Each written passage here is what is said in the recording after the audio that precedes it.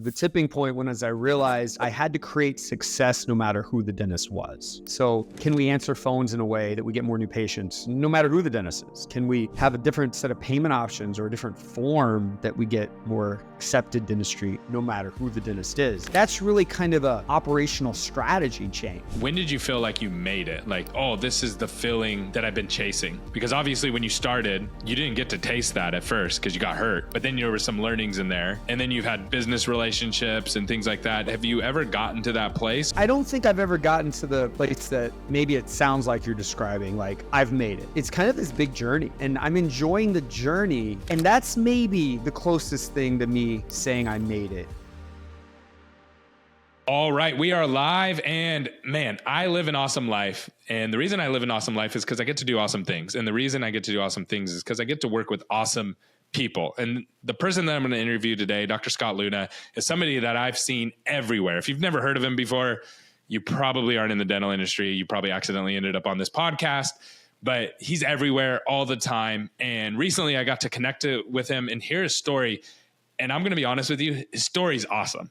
And it's not awesome just because he does awesome things, but it's awesome because he's overcome a lot and he's overcome a lot of hard things. And one of the stories that he shared with me was early on in his dental career, he got hurt really bad. That probably for most dentists, probably taken him out of the dental industry, but instead it forced him to learn some things and to make some amazing partnerships and build some really awesome things and impact and I'm not exaggerating, hundreds and hundreds and hundreds of dental offices and even launch multiple dental offices himself. So I'm excited to learn today. And if you're going to be listening to this, you're going to learn, I guarantee it.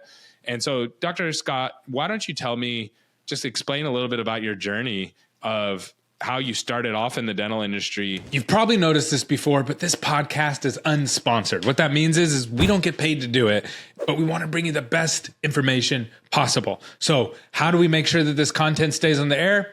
We need you to like and subscribe. Wherever you're at, whatever you're listening on, just give us a thumbs up or subscribe. And that helps us out so much. I know that you probably haven't done it. So I'm just going to sit here and wait until you do. 95% of our listeners have not subscribed to our podcast. So go ahead and do it now. Don't make this awkward. All right, good. Back to the show. And then the tragedy that hit you and how you turned that into something awesome. Yeah. And I want to thank you for having me on this. I was very excited to be interviewed by you as well today. My life has gone through some different chapters, and you're asking about one of my first chapters. I was a musician that decided to stop touring and instead go to dental school. I got married while I was in school, started having kids right out of school, and I opened a startup practice right out of school. And that practice was getting 400 new patients every single month. And I'll tell you what happens when you see that many people a month is that it exposes all of the weak parts, the weak points of your business. And just as I was trying to keep my head above water and play whack-a-mole, how do I answer that many phone calls? How do I present finances that many people? How do I have a 90-minute new patient appointment and still see 400 new patients and have time to do a crown? I suffered a pretty severe back injury, and I actually broke my back in 4 different places and was very fortunate that it did not cut my spinal cord. But what it did do is crush all the nerves that went to my lower body to the point where I was permanently at the time in debilitating pain. And it led me to have to be in and out of a wheelchair for the first 11 years of my career, right out of school, right after getting married, right after having kids, right after opening this practice with more than $1 million in debt, drowning in my practice management issues. And that was like the first 6 months of my career. And so obviously having pain like that is very difficult to live with. My wife would have to drag me into a specially made shower to bathe me, for example. Wow. Having the disappointment of not just, of course, of the pain, but of the life not lived and the businesses not built, the education not used, the debts that I might not be able to pay off. That forced me into starting a new chapter, a chapter that I didn't expect to start. that forced me into the business side of dentistry. And in that business side of dentistry, I couldn't make enough money for my family from a wheelchair with just one brand new practice. So within the first 3 years of my career, that turned into 3 locations and 10 doctors, about 9 million in collections, 85 or so employees. And that alone, that story had a lot of ups and downs and twists and turns as I tried to become from a practice owner to a multi-location, CEO. I eventually sold those practices and did very well financially. And then with a very kind of short-sightedness, decided to take my set for life money and go do it again, build more practices. Now that I learned more, let's go do it again. And of course, interrupt me whenever you need to. But I was just going to say, that reminds me of Elon Musk. So most people don't know Elon Musk started PayPal, and he made millions of dollars when he sold it. Like basically, you're done for life money. You could just retire and live a comfortable life. And he put all of it, every penny on the line, and started Tesla. And was sleeping on people's couches at one point as he's starting Tesla. Now he's now one of the world's richest people and most influential people in the world. But he bet it all. And he bet the key there, you bet on really what you did is you bet on yourself.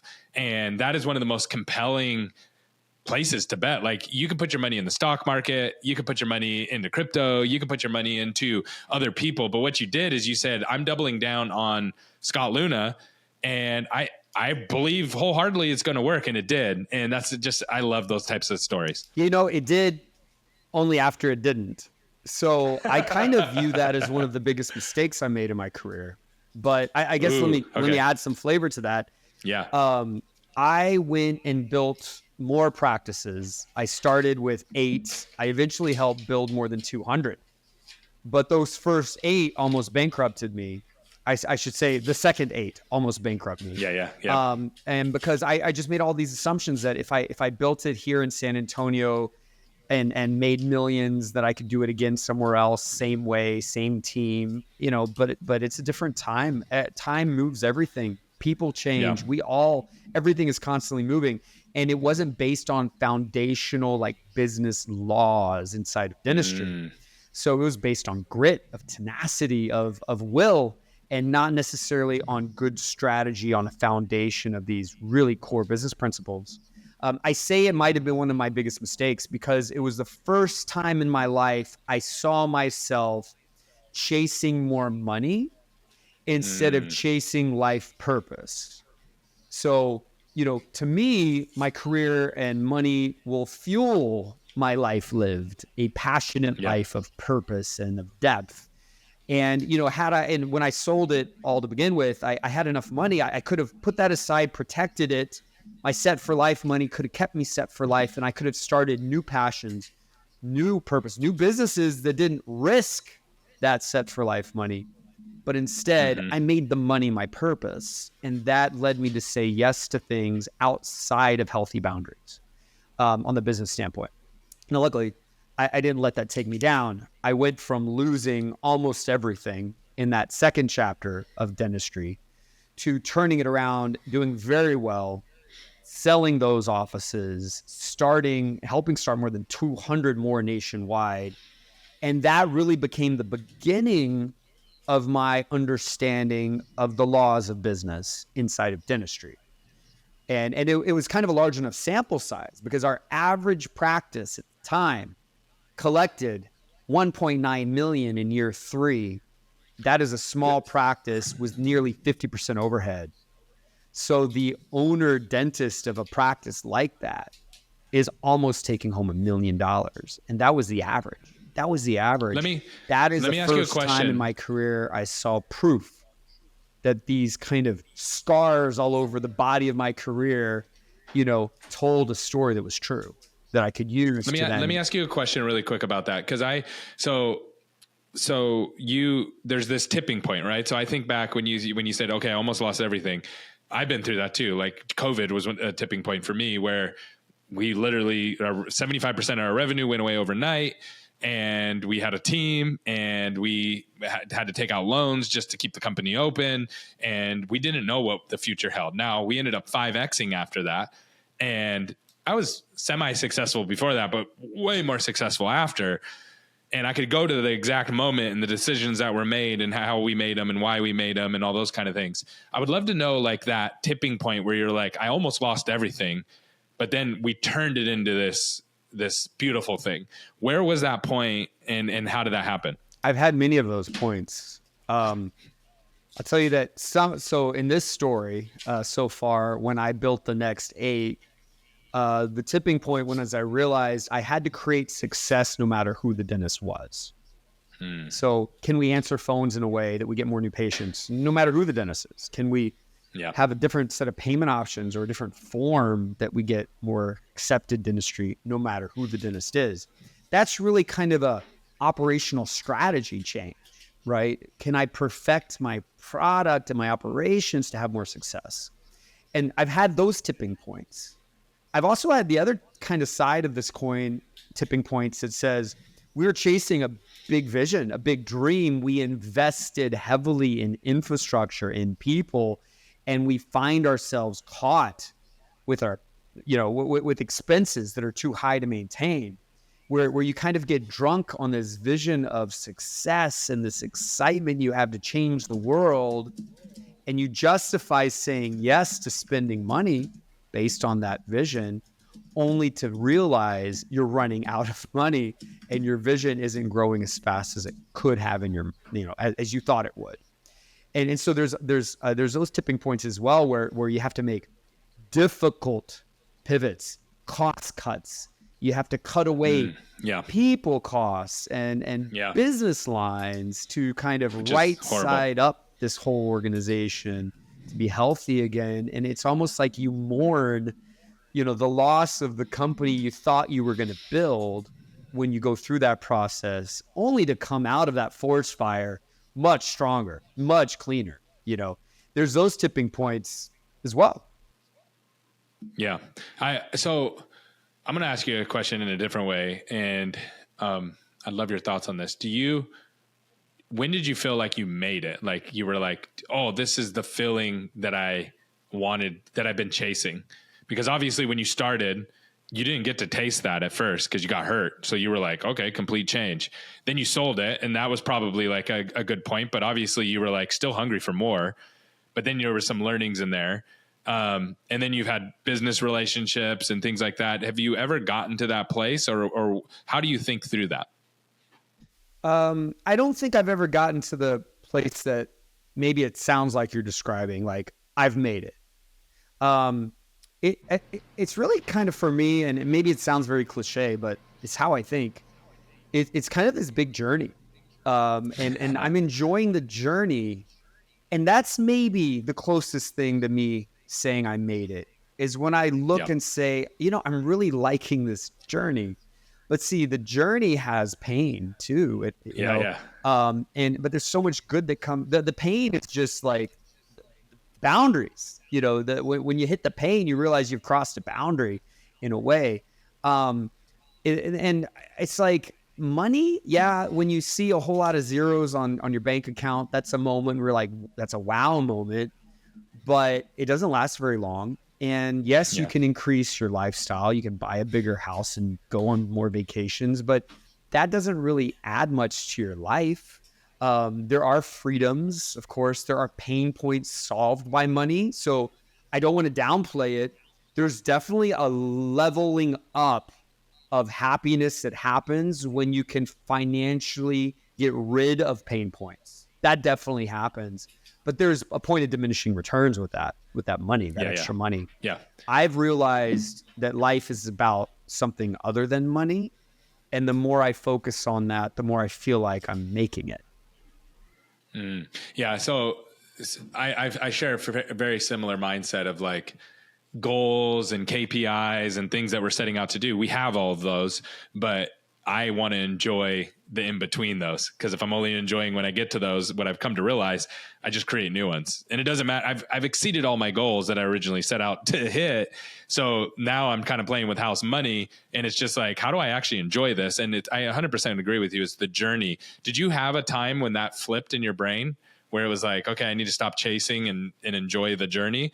Or have you always felt that way? Yeah, I mean, unfortunately, some of those times is when things break outside of the business. When you have relationship or health, things that break. Those are reminders that the business is stealing away the what life should be about, and that opens my eyes at times. I find life kind of funny. There's all these like ironic moments. You think if you put more time and effort into your career, you'd be more successful. But I found the opposite is true. I found that when you open yourself up more to your career just takes more of you. And you end up saying yes to things that aren't as smart to say yes to. You end up making the decision to work more days, see more patients, take more insurances, have more staff, like bigger, but your profit's not bigger and your life's not bigger. Yeah. Also, this kind of thought, like, I'm going to be responsible and really analyze my next decision and think about all my options and what I should do is actually counterintuitive. Those are the people that get stuck in analysis. That's where your big dreams go to die. That's where nothing gets done. And it's kind of counterintuitive. You have to understand that learning how to ride a bike, you can study it, but half of it is getting on the bike and falling down some. And too many people are trying to prevent falling down. They're trying to prevent the pain. And by preventing that pain, they never get the journey and the reward and the skill they actually only get from that pain. And so, I've found that these just ironic moments in life are happening all the time. Mm-hmm. Yeah, I totally agree. I just did a podcast yesterday with Dr. Rob Bell. He's a sports psychologist, and he has a book around mental toughness, and he has some on patience. But one of the things that he breaks down is that pleasure and pain are a package deal. You can't have one without. It's like dark and light, or cold, hot and cold. You can't have one without the other, and it's one actually leads to the other. And I totally agree with that. I have a couple other questions that I'm going to lead up to more about your story, but I wanted to ask you this because it popped in my head. If you graduated from college right now, you had $1 million in debt, and you had you as a mentor, Scott Leune of today, but it was like early 20s Scott Leune, a dentist. What advice would you give to yourself based on all the learnings that you've had? From a business perspective, it's like the golden age of starting a practice and taking home $1 million take-home pay as a dentist. It really is. It's much more predictable now than I've ever seen it. So my business advice would be to gather the information and hire the coach you need so that you've created an environment around yourself to hold you accountable to achieving that level of success. But the life boundaries cannot be thrown away. So, I think that prioritizing aspects of your life first and giving the leftover time to your business ventures is a very healthy way to become wealthy. And of course, sometimes you need more time on business. Sometimes you need more time personally. Yeah. There's no balance that ever happens. But I believe that if we prioritize the business first, we end up doing worse in business and we become worse in life. So that would be another kind of piece of advice I would give myself is pick a handful of things in your life that you will non-negotiably prioritize and give your business ventures the leftover time, whatever little box of time that is. Go take home $1 million as soon as possible. Because once you take home $1 million every year take home pay, you start skipping compromises in your decision making. You start thinking in a very clear way about life because you're not skewed by the pains of the financial side. That's really good. I love that. Okay, so let's go back to your journey. So you start a practice, you're in debt, you get hurt. that causes you to develop practices in a different way with a different mindset, more from a business side than a clinical side. You sell those, very successful. You double down. That almost crushes you. But you figure that out. You end up helping or launch almost 200 practices or 200 practices or more. But then through that process, somewhere in there, you started spinning up other businesses, not just to help yourself, but to help other people as well. And some of them, from our conversation, some of them did amazingly well. Some of them didn't go as well as you probably hoped. Tell me a little bit about that part of the journey and some of the learnings from that. Yeah, so I was struggling with scaling dentistry, and I started building kind of centralized infrastructure, answering phones from one place for a bunch of practices, or doing the claims from one place. And this is back before that was really done. Internet speeds weren't even fast enough yet to do a great job.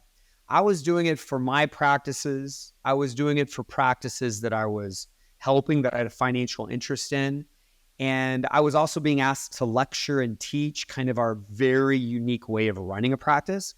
And it just kind of naturally led to our profession asking to hire my scheduling people, my claims people. And I ended up, looking back, building out kind of a DSO level infrastructure.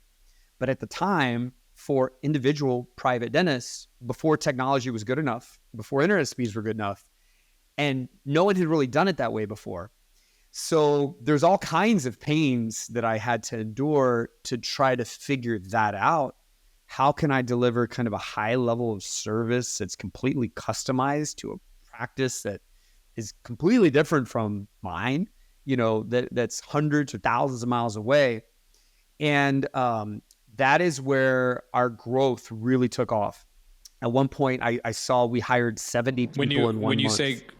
When you say growth, was it the growth of your practices or the growth of your businesses that were helping other people that took off, or both? So the practices were growing quickly, but the centralized infrastructure businesses were booming. So, we had to hire 70 people in 1 month. I remember we couldn't get the desks in time, and we had to get plywood and spray paint them black. And I'm personally funding it. And how do you train that many people to then do something that no one had really figured out to do? And it was just insane amount of pressure and demand to take on all these clients that have been waiting months to help us help them. And that, of course, comes with failures. That, of course, comes with financial successes. It comes with ups and downs. And that was, that's where I had to learn more how to be a COO of a high growth organization that was going through scaling. That wasn't necessarily a dental office. So I had to learn how to run a high growth call center. I had to learn how to code to automate insurance processes and claim processes. And we were working with IBM Watson's supercomputer to listen to phone calls, transcribe them with machine learning, and understand what words crazy. On the phone get more patients to say yes. What year was that? What year was that? That was, 8-9 years ago, maybe. Yep. That's crazy. That was before AI. In essence, that was AI that we were attempting to build. And we were going to use that to talk back to Google. So when we're listening to all the phones and we got paid ads, we could tell Google immediately how much that click was worth based on what was discussed. So Google can go find lookalike audiences to get us more of those clicks. And no one was doing that. And I was trying to do it all at the same time. That's crazy. Now I started running out of money. I was growing so fast, spending so much on freaking plywood and spray paint and people, that I was running out of, the growth was eating up more money than I was generating in profits. And that is when I had to then go and try to pitch to private equity groups. I had an investment banker helping me raise money. I had private investors interested. And I was also, having more kids. I got 5 kids now. So that was a whole, personal side. I was still struggling with my health. And at that point, I decided, you know what? I can't take this to the next level without immense amount of financial risks. I decided to sell the majority of all of those companies that I had built. and to cash out in a way, but also still be involved in the companies I love. And that was lecturing and coaching dentists. And that sale happened back in 2017. And so since from 2017 until this past year, I worked for the company that I sold to. I still had a tiny little ownership interest in, but I spent my days teaching, just teaching thousands and thousands of people and helping them open practices and expand to multiple locations and coaching people one-on-one. That's awesome. So recently, you posted something online and you were like, "Hey, I'm Scott Leune. Here's my new website. I'm starting some new stuff." That's when I reached out to you. I was like, man, I need to reach out to Scott and ask him if he wants to do a podcast or anything. I was just like, I'll do anything. I just want to, it seemed like a good opportunity, a good timing for me to reach out to you. Can you tell us a little bit about that and what that is all about and what you're doing now and all that good stuff? Yeah. Well, the company that I had sold to, the board had decided, a couple of them were ready to kind of get paid back and cash out their chips and take the company through a process to kind of shed some of its liabilities so that the value of the company could be increased to ultimately be sold. And I went and actually attempted to buy that parent company myself. At the very last minute, a software company came in and they started, a bidding war kind of with me that ended very quickly. I wasn't interested in a bidding war, and they decided to buy the company. And I had offered to buy pieces of the company from them, or even the name, that was associated with all my lectures all these years since early on in my career, to at least buy the rights to that name. And, for whatever reasons, they first said sure. And then at the very last moment, they said, never mind. And when that occurred, I realized, in our industry, my name, my personal name and my lecturing is associated with the company name almost hand in hand. And for better of me and for better of whoever owns that company name, we need to make sure publicly we know I'm no longer associated with them. And that led me to make this post you saw saying, hey, I'm no longer lecturing for anyone other than scottleune.com. And I've got my own new seminars and events and content. They're actually greatly more seminars than I've done in the past. And that was kind of the first page of that chapter. I'm really excited for some pretty big things I'm cooking. I'm kind of back in the game. I've been out of building things and out of innovating in dentistry for 6 or 7 years as I focused on my health. I'm out of the wheelchair. I focused on my family. I've got kids now age 5 to 17. I mean, Lord, they're about to go to college. I focused on my relationships with friends, and I'm kind of in this position where I'm hungry. I'm hungry to do something exciting in business again. And I just needed one little spark, one little reason to just tip me into, let's start the next chapter. And that's what I'm excited about now. Okay. So give me I know you're a big vision guy, because no chance you're doing all this stuff with you're just not making it up, right? You're seeing things into the future, and you probably have just massive vision. So give me your 5-year, 10-year vision somewhere in there. Oh God. I know you want me to, but I can't. I can't because we're a little premature in the world knowing or understanding what I'm building. Okay, so let me ask it a different way then. Mm-hmm. Where's the dental industry going over the next 5 to 10 years? Yeah. If I and say it to me, I'm a dentist, I own 5 practices, and I'm just got smashed by COVID because my cost of goods went up, my labor's up, my insurance is reimbursing me less. Everything seems to get exponentially harder now. It's just not what I signed up for. It wasn't what it was prior to, in 2017. So where in the next 5 to 10 years, where is dental going? What's happening? Well, if I'm speaking to that multi-practice owner, I kind of see 2 very generic paths. One path says I'm going to keep tinkering and tweaking what we do operationally to keep my costs low, to keep my productivity up, to get a little better results in marketing, better results in case acceptance. I'm just going to kind of keep the same game going and just try to get better and better at it every year. But there's also another path that says, these pain points are symptoms of some needed disruptions. And those disruptions aren't always technology based. It's not that AI alone is going to change the game.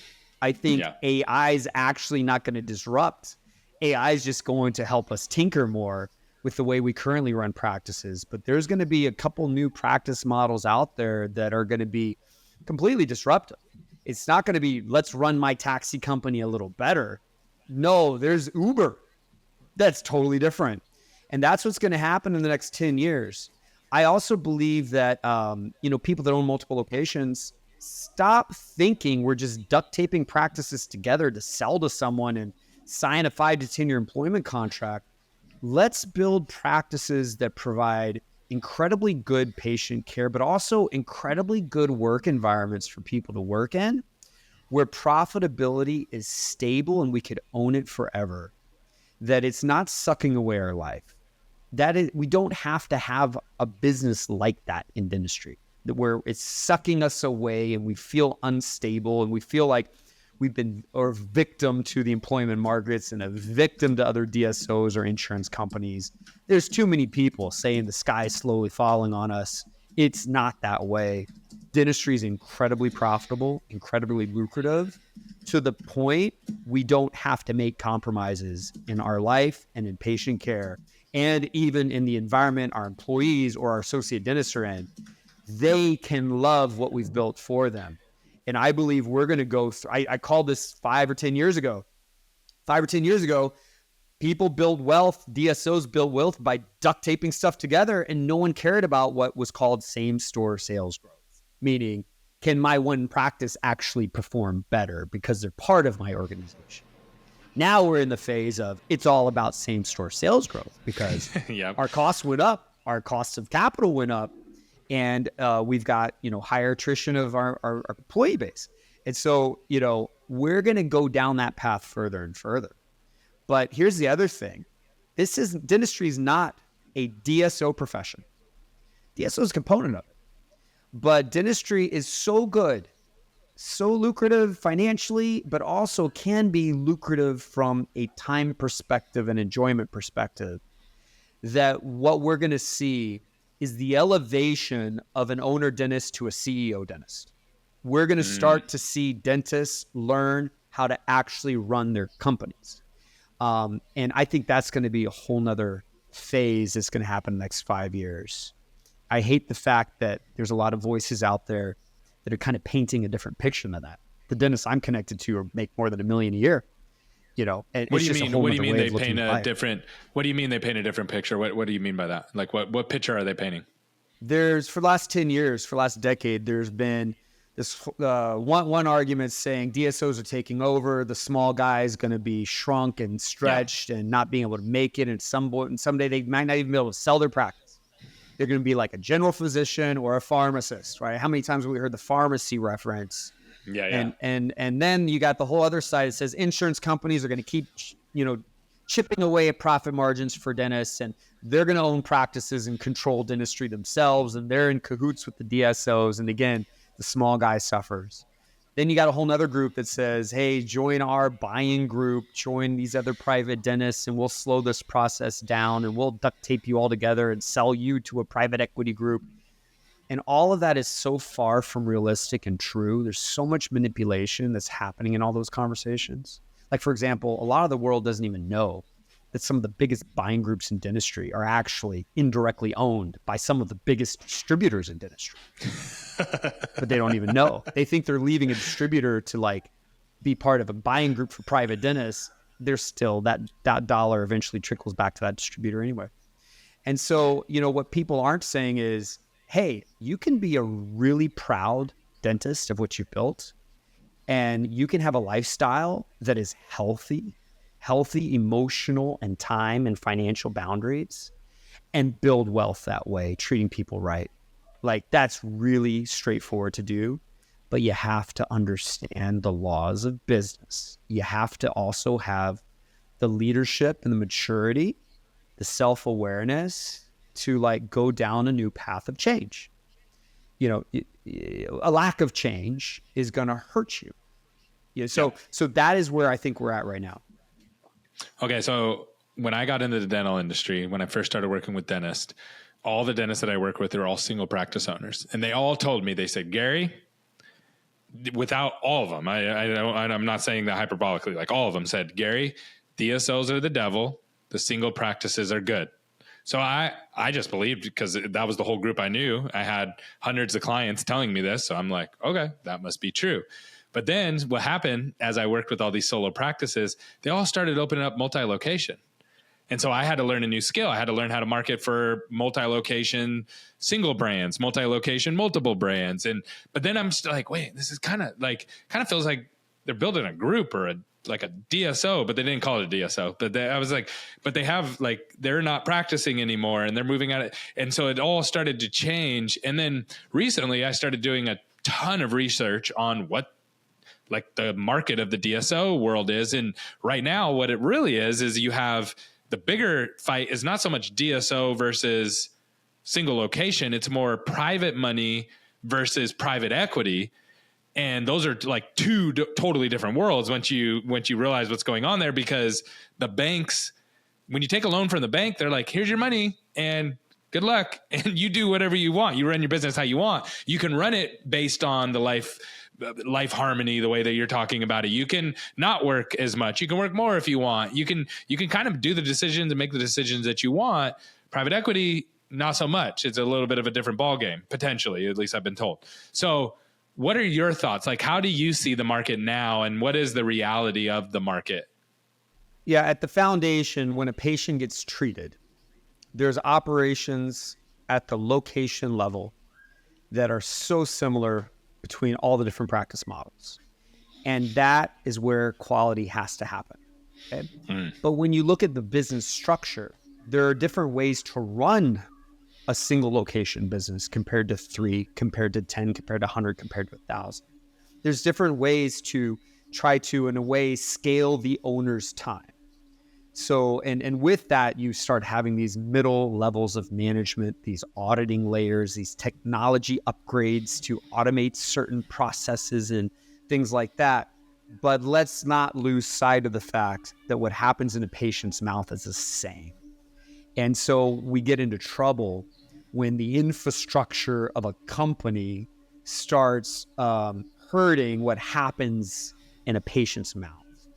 And I think we've overcomplicated all of this. The way dentistry is provided has, of course, different quality levels, and the way a company is managed can look a lot different. And to you and to some of my companies I've owned, we service these companies. So how we service, 100 location group is different than a one location group. But we blended all of these complexities and differences together to almost label certain things as good and bad. At the end of the day, we got to treat patients well, and the people treating them have to be supported and treated well. And whoever is owning the risk of that moment needs to become wealthy. And we have to do that with impeccable standards of ethics. And we get in trouble when we chase greed. Of course, what you're relating to now, when you're referred to as private equity versus private money and so forth. Yes, when you bring on a group like a private equity group, they're saying we are going to somewhat blindly give you a whole lot of money, but to protect ourselves, we are going to put all these stipulations in place where you better perform. And if you don't, you lose a whole lot. And we've got to protect our investors who want their money back. So we're going to force growth super fast and sell out and get our returns. And that's going to make us a lot of money. And sometimes that works without hurting other people, without compromise. Sometimes, though, that strategy can cause painful moments in the rest of the company, which could even potentially lead down to the clinician or the patient. So this is why dentists need to understand the business side of dentistry at multiple levels. How are you a COO of one location? Best practices of managing that location. How do you become a CEO of one? That's a different thing. And that CEO may take you down a path of having multiple. How do you scale the management and the ownership of multiple? How do you fund multiple? And then, of course, that gets another layer and another layer and another layer. And, it'd be nice if we could look at this almost like a linear pathway. I start as a dental student and I end owning 1,000 locations. What does that path look like? And that is how I try to, in essence, kind of teach and coach people that I'm connected to. Yeah. Not saying you have to own 1,000 locations, but here's just the steps so hey, I don't want to go any further. This is where I want to sit. But knowing the end game, I think that's huge. Yeah, don't get distracted with owning 100 and skip understanding how to manage too. So we need there's a proper path, and speed is not necessarily our friend. Speed gets us temporary wins, but it may not get us permanent success or wealth. We have to master these phases of practice. And what's so ironic is it sounds like a lot of work. But the reality is the process of mastering it takes away work. We stop playing whack-a-mole. We stop feeling like our practice or our business is sucking us away or controlling us. I make this joke sometimes. Most dentists, when they die, their tombstone should say dentist, because that's all they ever did. But that's not what we intended. We intended dentistry to fuel everything else.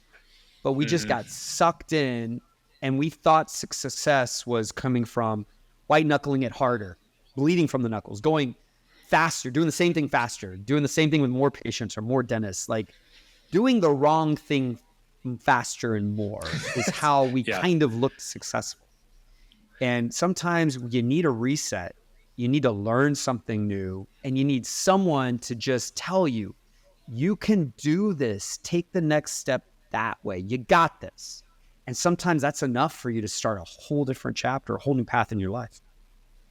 So good. Okay. So recently there's been a lot of commenting and people posting on social media around the topic of, like this whole DSO and single practice, private equity, like what we're talking about. But there was one podcast I came across recently that really, I don't even know how to feel about it. And I'm literally asking you because I think you've experienced a lot of this, or you've worked with people who've experienced it, and you'll be able to have like a really good thoughts on it. So basically the podcast was this, that dentists are going in and selling their practices to these big DSOs, and they're selling for huge multiples, but they're taking equity in the DSOs, and then their equity is getting basically diminished as they're creating more stock.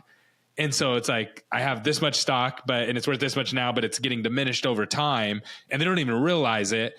And then what they say, and I'm like, well, I know that happens in the business world, but I'm like, I haven't heard that happening in the dental world.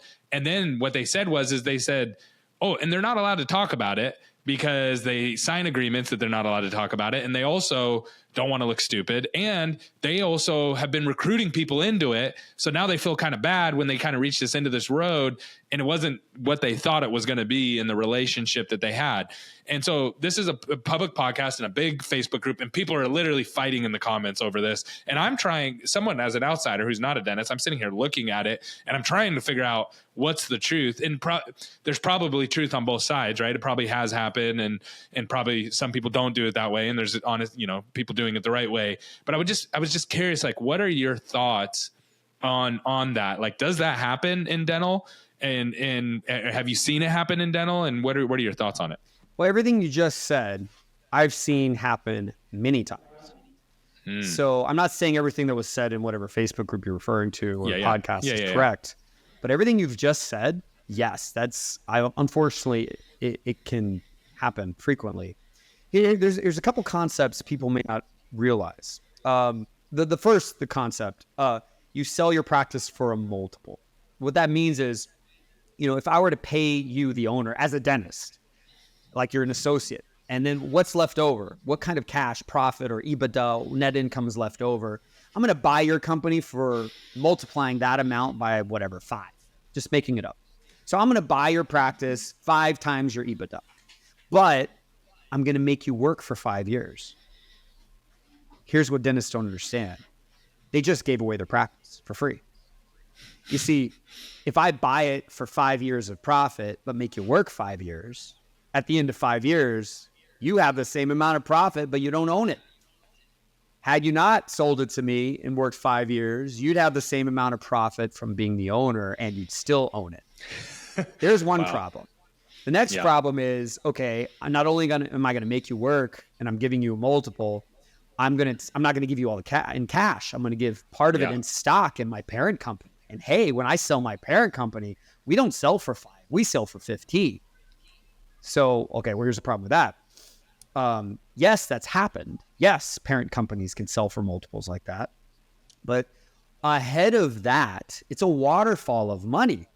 So the debt gets paid off first before then this class stock gets paid. And then that class stock gets paid. And then at some point, your class stock gets paid. But your stock might have been diluted along the way. Because every time they added more people to that class, it could have diluted you.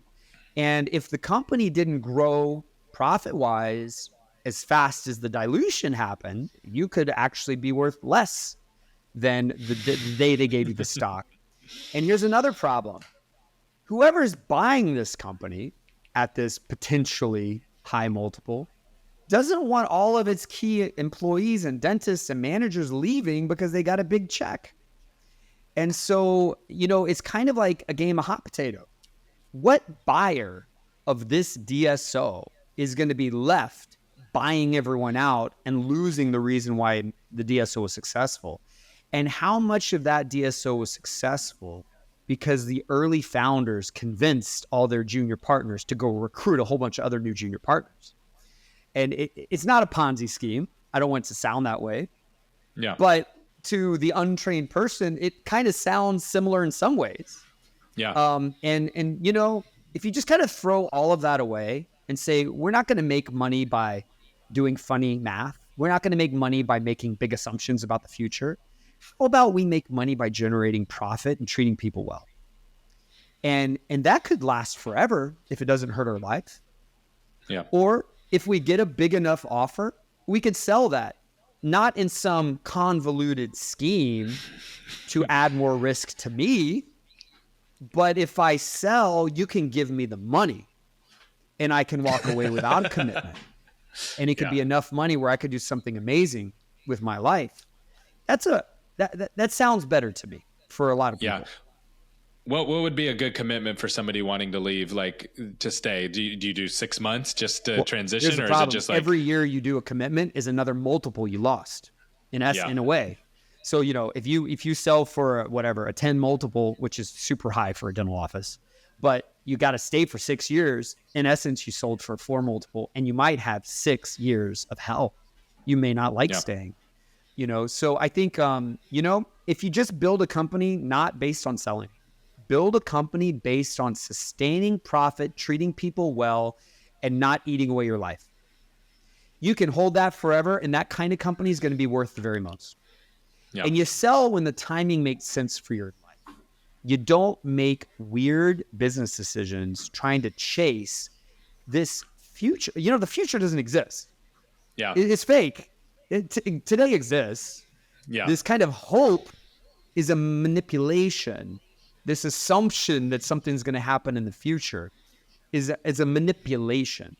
How about we build it to be healthy today? And if it's too much for us to bear, we fix that. And we get to a point where we can own it forever. And then we'll sell at the highest price with the right terms at the timing that makes sense for our life. Yeah. And then you can negotiate too, because you hold all the cards. You don't need to sell. And the thing that really caught me as I was listening to all these podcasts and now listening to your opinion, it's basically you're making deals with people that understand the game and you don't understand the game. And so you're going into all these relationships and contracts that you just don't understand all the way. And it's just a very risky game. So I love the way that you broke that down. This is exactly what I thought it was going to be. It was going to be a great conversation, you sharing your journey, but also just dropping nuggets all along the way. So I really, really appreciate you coming on today. If someone wants to reach out and say, hey, I want to know what Scott's up to now, I want to go to scottleune.com and learn about the next things that you have coming up, what's the best way to get in contact with you? Well, my name is spelled really bad. My last name is not what you think it is, because I'm not an American citizen. I was born in Amsterdam, but oh, no way. my last name's spelled Leune. So yeah, you go to Scott Leune, Leune, scottleune.com. That's all of the events I give and all the coaching I do. And that is where my big exciting things will also be listed. That's the best way to get a hold of me. I'm also on Instagram, and I don't have anyone manage my account, and it's public, and you can always connect with me and ask me a question. And you're going to see a picture of my kid. You're going to see me dating my wife on a Friday night, and you're going to see me respond to your question about dentistry. That's awesome. Yeah, that's how I reached out. I DM'd him and he got back to me. So make sure you follow him there and go visit his website. And thank you so much for coming on, sharing your journey. I know right now you're not pushing people and towards anything that you've built yet. So I appreciate you coming on and just sharing this and letting us know where you're at and what's going on. Awesome interview. Highlight for me for sure. So thank you so much. Thank you too. This has been awesome. I love it.